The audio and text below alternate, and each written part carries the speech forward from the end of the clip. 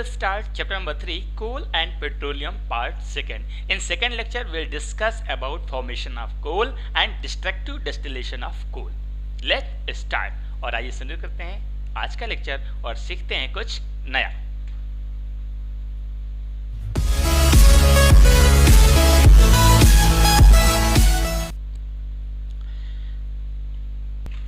दोस्तों नमस्कार, मैं हूं कल्याण सिंह चंदेल और आप देख रहे हैं सतगुरु ऑनलाइन क्लासेस यूट्यूब चैनल. तो आज के इस वीडियो लेक्चर में हम बात करने वाले हैं फॉर्मेशन ऑफ कोल या डिस्ट्रक्टिव डिस्टिलेशन ऑफ कोल्स. तो फॉर्मेशन ऑफ कोल्स की बात करते हैं तो फर्स्ट लेक्चर ऑलरेडी हमने देख रखा है, नहीं देख रखा है तो डिस्क्रिप्शन पे लिंक है, वहां पर जाकर आप वीडियो देख सकते हैं. दूसरी चीज अगर हम बात करते हैं फॉसिल फ्यूल्स की तो कैसे बनते हैं, तो इसकी बहुत अच्छी स्टोरी है. स्टोरी क्या है, ऐसी उम्मीद है, ऐसा हम मान सकते हैं, ऐसा सुना गया है, ऐसा जाना जाता है कि बहुत पुराने समय की बात है, लगभग हजारों नहीं लाखों साल पहले जब पृथ्वी में उथल पुथल हुई. उथल पुथल मतलब बहुत सारे अर्थक्वेक्स आए, भूकंप आए, ज्वालामुखी फटे, तो उस समय हमारी पृथ्वी में ऐसी उथल पुथल हुई कि बड़े बड़े पहाड़ नीचे गिर गए, समुद्र का पानी कहीं से कहीं चला गया, तो जिसकी वजह से जितने भी जीवित प्राणी थे, चाहे वो पेड़ पौधे हों, जीव जंतु हों या फिर ह्यूमन बींग्स ही क्यों ना हों, पशु पक्षी हों, सभी क्या है उस मिट्टी में दब गए. लाखों वर्ष तक उसमें केमिकल रिएक्शंस होती रही और वो सारी चीज़ें डिकम्पोज हुई. किस फॉर्म में? फॉसिल फ्यूल्स के फॉर्म में, कोल्स के रूप में, डीजल्स के रूप में, पेट्रोल्स के रूप में, एलपीजी के रूप में, यानी ऐसे कई सारे कंपाउंड्स वहाँ पर डिकम्पोज होते हैं, जिसके फलस्वरूप आपका जो कोयला होता है, कोल होता है, कोयले का फॉर्मेशन होता है. In the sense you can say it is believed that millions of years ago the ground below the forest was split open by natural forces such as earthquakes and volcanoes and the forest were buried in the earth, thus the plants had no contact with oxygen. क्योंकि वहाँ पर oxygen का भी contact नहीं था ना. जब oxygen का कांटेक्ट नहीं होता तो जो केमिकल रिएक्शंस होती है उसके फलस्वरूप आपका कोयले का क्या होता है, निर्माण होता है. ठीक है, चलिए आगे देख लेते हैं. अब हम बात करते हैं वर्ष millions of years this deposit they are subjected to thermal pressure and heat which finally transform in the coal. तो ये हो गई आपकी कोयले की फॉर्मेशन की हिस्ट्री. यहाँ पर सबसे इंपॉर्टेंट पॉइंट यहाँ पर ये देखा जाता है कि अगर हम बात करें इस समय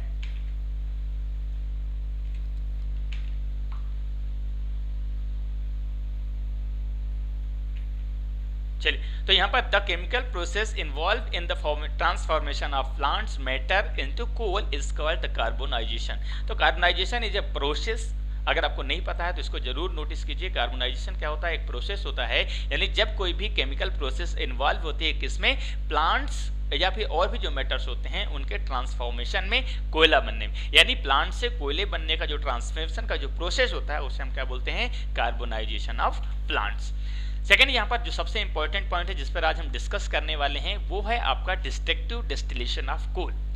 डिस्ट्रक्टिव डिस्टिलेशन ऑफ कोल क्या होता है कि heating coal in absence of air, यानी कोयले को यदि हम गर्म करें, हीट करें, किसके एब्सेंस में, एब्सेंस ऑफ एयर, एयर के एब्सेंस में जब हम उसे गर्म करते हैं, हीट करते हैं, इस प्रोसेस को हम क्या बोलते हैं, destructive distillation of coals. And this process, और इस प्रोसेस में होता क्या है, कोक एक नया प्रोडक्ट कह सकते हैं, एक नया प्रोडक्ट निकलता है, कोल टार जो कि आपका लिक्विड फॉर्म में होता है, कोल गैस जो कि आपका गैसियस स्टेट में होती है, और साथ में आपका निकलता है अमोनिया लिक्विड जो कि वाटर में सॉल्युबल होता है, सॉल्यूशन फॉर्म में अवेलेबल होता है. तो ये सारी चीज़ें कब हमें प्राप्त होती हैं, जब हम कोयले का डिस्ट्रक्टिव डिस्टिलेशन करते हैं. डिस्ट्रक्टिव डिस्टिलेशन क्या होता है, डिस्ट्रक्टिव डिस्टिलेशन होता है किसी भी कोयले को 1000 डिग्री सेंटीग्रेड तक हम गर्म करते हैं. कब? एब्सेंस ऑफ एयर, जब हवा की अनुपस्थित होता है, किसी भी प्रकार की एयर या ऑक्सीजन अवेलेबल नहीं होती है, उस समय 1000 डिग्री सेंटीग्रेड पर गर्म करते हैं तो कोयला कन्वर्ट हो जाता है किस रूप में,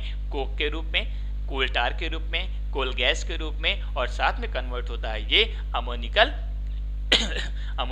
लिक्विड के फॉर्म में. ठीक है, तो इस प्रोसेस को हम बोलते हैं डिस्ट्रक्टिव डिस्टिलेशन ऑफ कोल. यहाँ पर सबसे इंपॉर्टेंट बात है, सामने आपका चित्र दिखाई दे रहा है, ये चित्र सिर्फ आपको समझाने के लिए है कि प्रोसेस कैसे होती है. तो नॉर्मल तौर पे हमने यूज़ किया, ये हमारे पास बर्नर है. बर्नर का काम क्या होता है, आग जलाने का काम करता है, हीट प्रोड्यूस करने का काम होता है. बर्नर हीट प्रोड्यूस करता है और इसके बाद ये पोर्शन जो होता है इसको हम बोलते हैं टेस्ट ट्यूब. हमने एक टेस्ट ट्यूब के लिया है और साथ में स्टैंड में हमने इसको फिक्स कर दिया है.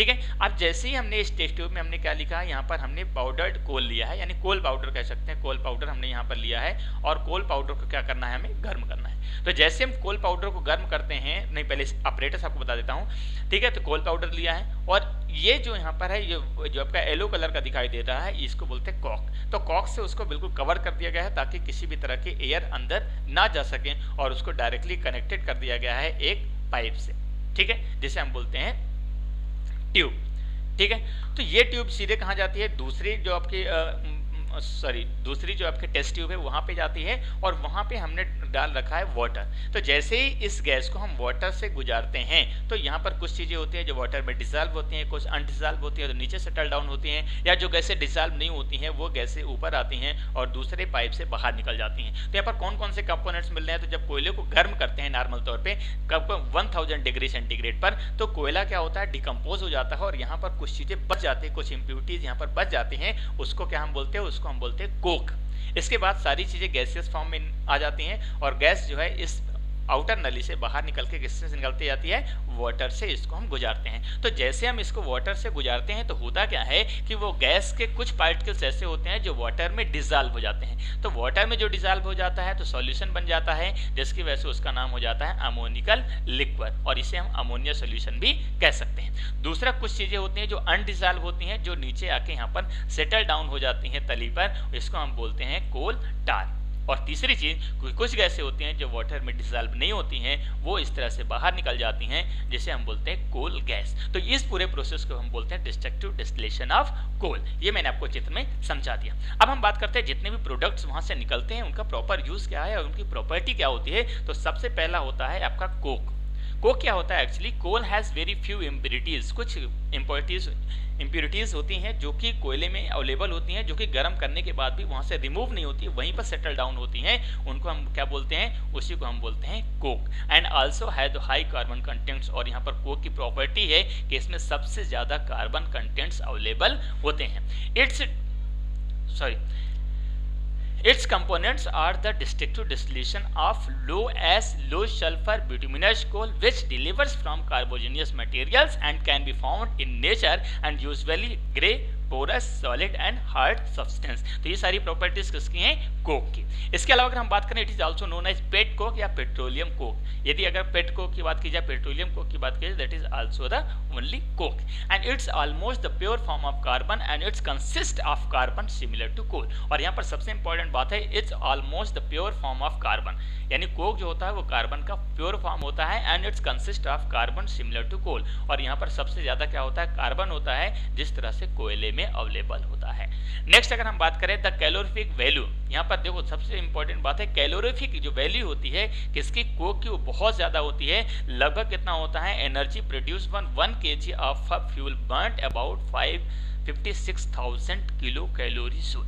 यानी अगर हम 1 किलो कोक को जलाते हैं तो उसमें कितनी एनर्जी निकलती है, लगभग 56,000 किलो जूल एनर्जी प्रोड्यूस होती है। तो कह सकते हैं बहुत ही ज्यादा उपयोगी है। अब हम बात करते हैं यूज ऑफ कोक, यानी जो कोक होता है उसका यूज कहाँ होता है, प्रयोग कहाँ करते हैं। तो फर्स्ट यूज इसका यह है कि it is use to reduce iron oxide to produce iron.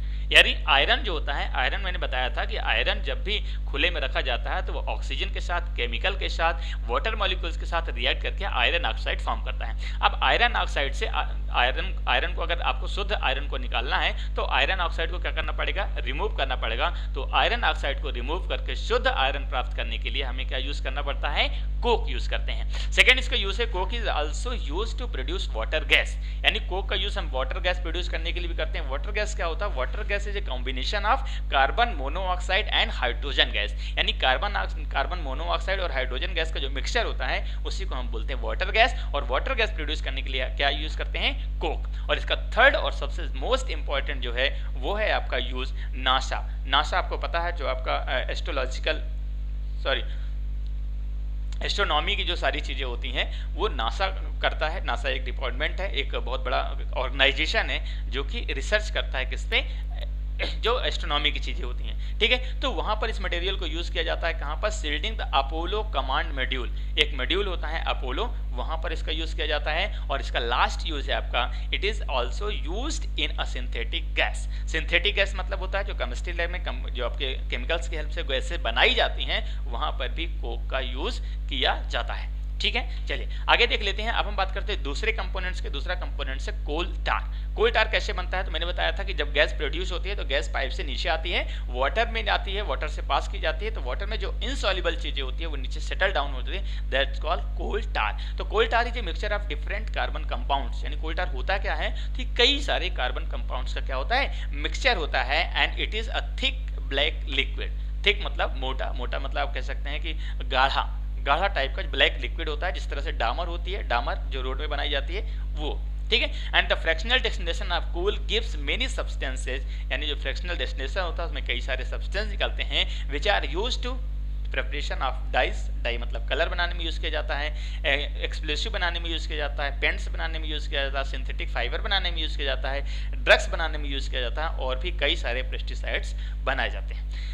Next आपका कंपोनेंट है आपका कोल गैस। कोल गैस मैंने बताया था जो अनडिसॉल्व गैस होती है, जो वाटर के साथ रिएक्शन नहीं करती है, वाटर में डिसॉल्व नहीं होती है और ऊपर निकल जाती है, उसे हम बोलते हैं कोल गैस। तो coal gas is mainly a mixture of hydrogen, methane and carbon dioxide gas. यानी अगर हम पर्टिकुलर बात करें कोल किसका मिक्सचर है, यानी कोल्स के कंपोनेंट्स कौन कौन से हैं, तो कोल गैस में आपके हाइड्रोजन गैस अवेलेबल होती है, मेथेन गैस अवेलेबल होती है, और साथ में कार्बन डाइऑक्साइड यानी CO2 गैस भी अवेलेबल होती है। And the gases present in coal gas are combustible and hence it is excellent fuel, so it was used for cooking food until recently। यानी आज की डेट में अगर हम बात करें जो कोल गैस होता है, कोल गैस का यूज हम किस लिए करते हैं, घर में खाना पकाने के लिए करते हैं, क्योंकि वो बहुत अच्छा जलता है और इसलिए इसे हम सबसे अच्छा फ्यूल, एक्सीलेंट फ्यूल कहा जाता है। And it is a high calorific value, और इसकी जो कैलोरीफिक वैल्यू होती है वो बहुत ज़्यादा होती है, यानी जब हम इसको जलाते हैं तो बहुत ज़्यादा मात्रा में एनर्जी प्रोड्यूस होती है। लास्ट पॉइंट कहता है कि it was use to lighting house. इसका प्रयोग कहाँ करते हैं, इसका यूज कहाँ करते हैं, तो लाइटनिंग हाउस यानी घर में प्रकाश करने के लिए, जलाने के लिए यूज करते हैं। दूसरा फैक्ट्रीज में यूज करते हैं, ट्रेवल्स में यूज करते हैं। बॉम्बे में 1950 तक बॉम्बे में ट्रेवलिंग के लिए इसका यूज करते थे, किसका, कोल गैस का। नेक्स्ट आता है आपका अमोनिकल लिक्विड। अमोनिकल लिक्विड क्या होता है, मैंने बताया कि जो वाटर में जो वाटर में डिसॉल्व हो जाती है चीजें, जैसे अमोनिया है, अमोनिया क्या होती है, गैस होती है। तो जब हम कोयले को गर्म करते हैं तो उसमें अमोनिया गैस निकलती है। अमोनिया गैस जब वाटर में आती है तो वाटर अमोनिया गैस को एब्जॉर्ब कर लेता है और एक सोल्यूशन फॉर्म कर देता है, जिसको हम बोलते हैं अमोनियम हाइड्रोक्साइड, या फिर कह सकते हैं अमोनिया सोल्यूशन। तो अमोनिया सोल्यूशन को ही हम बोलते हैं ammoniacal liquid. And the ammonia produce as the result of destructive distillation of coal is absorb in water. यानी जो अमोनिया प्रोड्यूस होती है डिस्टिलेशन में, तो वो किसके द्वारा ऑब्जर्व कर ली जाती है, वाटर के द्वारा। And the aqueous solution of ammonia, अब एक्वस सोल्यूशन मतलब वाटर के साथ जो सोल्यूशन बनता है अमोनिया, जिसे हम बोलते हैं ammonium hydroxide solution, is called ammoniacal liquid, which have already discussed, है ना। नेक्स्ट पॉइंट कहता है कि it is used in preparation of nitrogenous fertilizers. और इसका यूज कहाँ होता है, तो जो आपके नाइट्रोजीनियस फर्टिलाइजर्स होते हैं, खाद वगैरह होते हैं, उसको बनाने में यूज करते हैं। और मेनली जो चीज बनाई जाती है वो है अमोनियम सल्फेट और अमोनियम सुपर फॉस्फेट। तो जो लोग खेती किसानी से जुड़े होंगे उन्होंने ये नाम आसानी से सुन रखे होंगे, ठीक है। चलिए नेक्स्ट हम बात करते हैं एक नए टॉपिक की, बात करते हैं चारकोल। चारकोल एक्चुअली क्या होता है कि नॉर्मल तौर पे चारकोल भी आपका एक कह सकते हैं फॉसिल फ्यूल्स से ही जनरेट होता है। तो नॉर्मल तौर पे चारकोल इज द लाइट, हल्का, ब्लैक, काला, reduced containing of the impure carbon of remaining as obtained by removing water and other volatile constituents from animal and vegetation substances. तो normal तौर पे जो आपके वेजिटेशंस होते हैं, एनिमल्स होते हैं, उनसे जो आपका रिमूव वाटर जो होता है उससे जो आपका बनता है उसे चारकोल कहते हैं। अब चारकोल की अगर हम बात करें इसका यूज क्या होता है, इसका कंस्ट्रक्शन क्या होता है, तो charcoal is usually produced by slow pyrolysis. Slow pyrolysis मतलब धीरे धीरे, जैसे आपको कोयला का निर्माण होता है, लाखों साल में रिएक्शन होती रही तब जाके कोयला बना, तो आखिर इसी तरह हम चारकोल जो है किससे बना होता है, the heating of substance like would, sugar, bone, लकड़ी, हड्डी, और शुगर। ये जब सारी चीज़ें बहुत लंबे समय तक स्लो पायरोलिसिस का अगर होता है तो आपका क्या बनता है, चारकोल बनता है। और चूंकि यहाँ पर हमने 3 चीज़ें यूज़ की, वुड, शुगर एंड बोन्स, तो इसी तरह अगर हम बात करें तो लगभग चारकोल के 3 प्रकार होते हैं। यदि हम टाइप्स ऑफ चारकोल की बात करें तो चारकोल 3 प्रकार के होते हैं। जब लकड़ी को जला के हम चारकोल बनाते हैं तो वुड चारकोल कहलाता है। जब बोन को जला के अपन चारकोल बनाते हैं तो बोन चारकोल होता है। या शुगर को अगर हम जला के बनाते हैं तो शुगर चारकोल कहलाता है। तो इस तरह से 3 टाइप्स के आपके क्या हो गए, चारकोल। अब हम बात करते हैं कि चारकोल का यूजेस क्या होता है या इनकी प्रॉपर्टीज क्या होती है। तो सबसे पहले है हमारे पास वुड चारकोल। वुड चारकोल मतलब लकड़ी से जो बनाया जाता है। तो would charcoal is obtained by burning would in limited supply of air. यहाँ पर सबसे इंपॉर्टेंट बात यह है कि कैसे बनाया जाता है, लकड़ी को जला के बनाया जाता है। कब, लिमिटेड सप्लाई इन एयर, यानी जहाँ पर हवा की सप्लाई कम होती है उस समय जब हम लकड़ी को गर्म करते हैं, जलाते हैं, तो क्या बनता है, वुड चारकोल बनता है। And it is a bad conductor of heat and electricity, यानी जो आपका चारकोल होता है वो क्या होता है, बैड कंडक्टर होता है किसका, हीट और इलेक्ट्रिसिटी का। And it's burn in air about 400 degree centigrade to form CO2 gas, यानी वुड चारकोल को यदि हम 400 डिग्री सेंटीग्रेड तक गर्म करते हैं तो ये कार्बन डाइऑक्साइड गैस प्रोड्यूस करता है। और यदि लिमिटेड सप्लाई ऑफ एयर में अपन इसको करते हैं तो ये कार्बन मोनोऑक्साइड प्रोड्यूस करता है। When steam is passed over red hot carbon wood charcoal, a mixture of CO and H2 called water gas is formed। यानी यहाँ पर देखो सबसे इंपॉर्टेंट बात ये आती है कि red heart carbon, red heart मतलब ये होता है कि जब कोयले को आप जलाते हैं तो बिल्कुल लाल तप्त हो जाता है, तो उसे हम बोलते हैं रेड हॉट कार्बन। यानी जो आपका वुड चारकोल है उसको यदि हम बहुत ज़्यादा गर्म कर दे, जला दे, बिल्कुल रेड हो जाए, और उस समय यदि हम स्टीम पास करें उसके ऊपर से, तो स्टीम किस में कन्वर्ट हो जाती है, कार्बन मोनोऑक्साइड और हाइड्रोजन गैस में। कार्बन मोनोऑक्साइड और हाइड्रोजन ये दोनों का मिक्सचर क्या कहलाता है, वाटर गैस कहलाता है। तो ये भी बहुत इंपॉर्टेंट क्वेश्चन है और हमेशा एग्जाम में पूछा जाता है, इसलिए इसको ध्यान रखेंगे। इन दोनों का मिक्सचर क्या कहलाता है, वाटर गैस। नेक्स्ट आपका would charcoal was property of absorption, यानी वुड चारकोल की एक प्रॉपर्टी होती है एब्जॉर्प्शन, यानी क्या करता है, एब्जॉर्ब कर लेता है, सोखने की इसमें क्षमता होती है।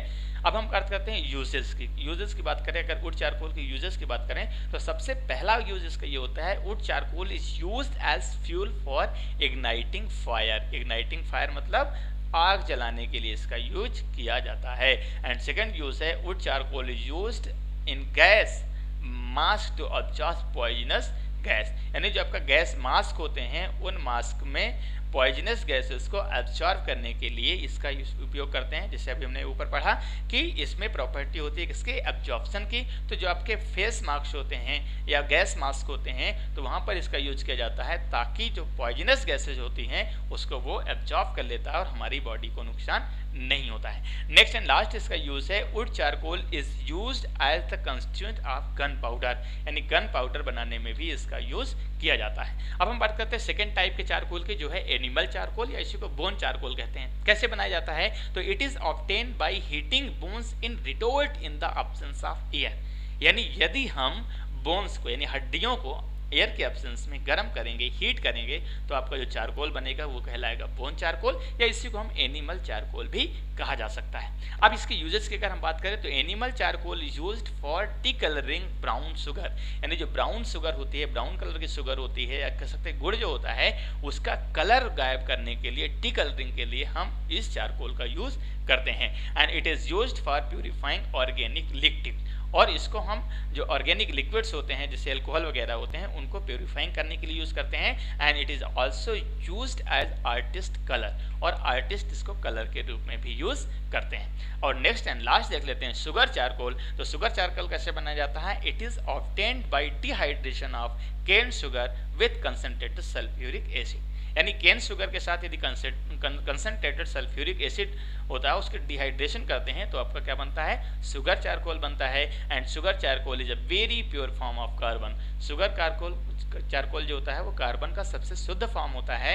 And it is used to preparation of artificial diamond, और इसका प्रयोग हम किस लिए करते हैं, आर्टिफिशियल डायमंड बनाने के लिए करते हैं। तो ये रहा आपका सेकंड लेक्चर। सेकंड लेक्चर में हमने बात की formation of coal and destructive distillation of coal. Coal से डिस्ट्रक्टिव डिस्टिलेशन के बाद जो जितने भी कंपोनेंट्स मिलते हैं उनके यूजेस, उनकी प्रॉपर्टी हमने इस लेक्चर में डिस्कस कर ली। अगर आपने इसके पहले का जो लेक्चर है, फर्स्ट लेक्चर आपने नहीं देखा है तो डिस्क्रिप्शन पे लिंक है, वहां पर जाकर भी देख सकते हैं। चलिए मिलते हैं अब नेक्स्ट लेक्चर के में। अगर अभी तक आपने चैनल को सब्सक्राइब नहीं किया है तो please subscribe our channel and press the bell icon for daily notification. Thanks for watching this video. Please like, share and subscribe our channel and press the bell icon